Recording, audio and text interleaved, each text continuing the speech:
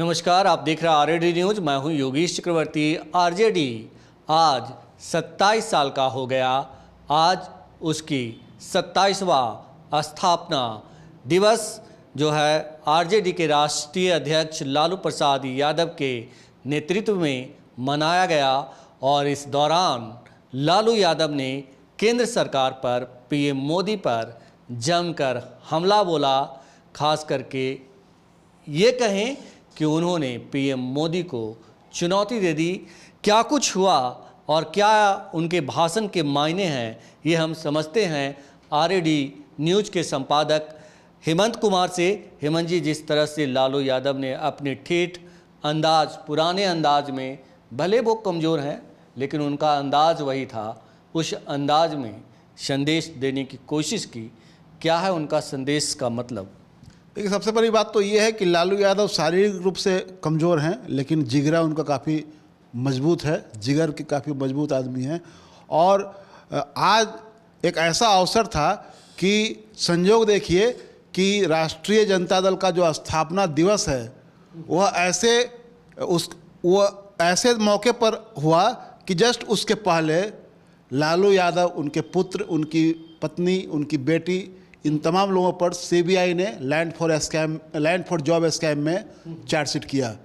और ये कहा जाने लगा मीडिया में उस समय कि अब इन लोगों पर गिरफ्तारी की तलवार लटक रही है। उनके तेजस्वी यादव के इस्तीफे की भी मांग होने लगी।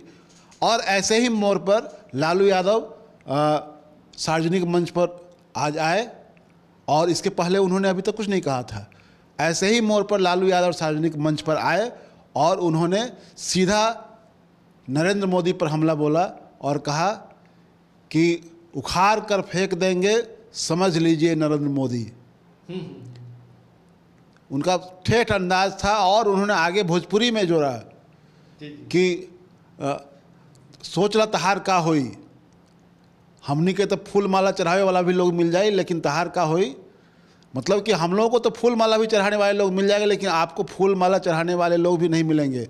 और केस करते हैं, केस से डराते हैं। हम केस से डरने वाले नहीं हैं, हम लड़ेंगे, हम झुकेंगे नहीं। तो ये संदेश भी कहा उन्होंने कि गांव में केस से ही डराया जाता है। हाँ, उन्होंने कनेक्ट किया, लोगों, नीचे के लोगों से कनेक्ट किया। और वो बिल्कुल, आप ये इतना बड़ा कम्युनिकेटर होना बहुत मुश्किल है। उन्होंने कहा कि देहात में गरीब लोगों को डराया जाता था कि ज़्यादा बोलबा तो केस कर देब, हाई कोर्ट ले जाए, पकड़वा देब। तो वो कैसे कनेक्ट किया उन्होंने? ये तो हकीकत है कि गांव घर में जो ताकतवर लोग होते थे, जो इनका वर्चस्व रहता था, वो इसी से डराते थे कि ज़्यादा बोलोगे तो भीतर करवा देंगे, कोर्ट में घसीट लेंगे। एक तरह से लालू यादव उन्होंने अपने से जोड़ा कि ये हम लोगों को बोलने से रोकने के लिए, हम लोगों को आगे बढ़ने से रोकने के लिए ये डरा रहे हैं केस से।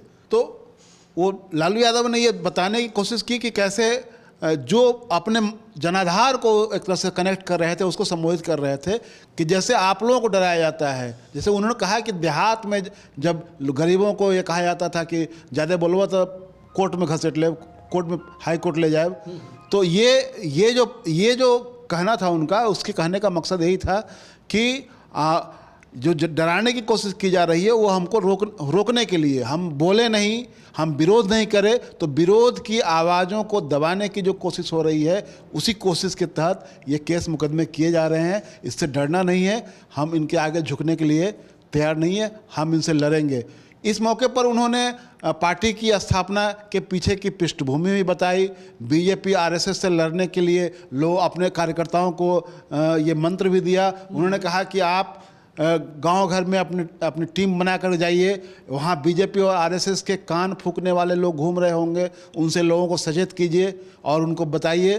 देश में महंगाई की चर्चा की और उन्होंने ठेठ अंदाज में कहा कि आज कोई आदमी जब सब्जी खरीदने जाता है तो वह सब्जी देख करके उसका मन ललचता है कि हम खरीद लें, लेकिन जब जेब पर हाथ डालता है तो उसकी जेब में उतने पैसे नहीं होते हैं जो वो सब्जी खरीद सके। लोग चुपचाप घर लौट आते हैं। यानी कि गरीब आज की तारीख में सब्जी खरीदने से भी वंचित है। तो ये बात उन्होंने कही। तो इससे ये था कि वो पूरी तरह से एक तो हमलावर थे नरेंद्र मोदी पर, दूसरे अपने मैसेज को भी सचेत कर रहे थे कि आपको लड़ने के अलावा आपके सामने कोई विकल्प नहीं है। दूसरी बात उन्होंने ये कही कि विपक्ष की जो एकता है उसके बारे में भी इशारा किया कि पटना की बैठक हो चुकी है, अब हम लोग बेंगलुरु में मिलने जा रहे हैं और नीतीश कुमार की अगुवाई में सब लोगों को एकजुट किया जा रहा है। ये बात भी उन्होंने साफ की और ये स्पष्ट कर दिया कि कहीं कोई टूट फूट की जो जितनी खबरें चल रही है उसका कोई आधार नहीं है कि नीतीश कुमार अब पीछे लौट करके जाने वाले नहीं है, बल्कि उन्होंने इसलिए नाम भी लिया नीतीश कुमार का कि उनकी अगुवाई में पटना में बैठक हुई, उन्होंने सबको ऑर्गेनाइज किया और फिर आगे बेंगलुरु में हम लोग मिलने जा रहे हैं। और उन्होंने कहा कि कर्नाटक तो ये झांकी है। नीतीश कुमार का नाम लेने का मतलब था कि हम अपने समर्थकों को, जनता को ये बता दें कि सीएम नीतीश के बारे में जो खबरें फैलाई जा रही है उसमें कोई दम नहीं है और नीतीश जी खम ठोक के हमारे साथ हैं।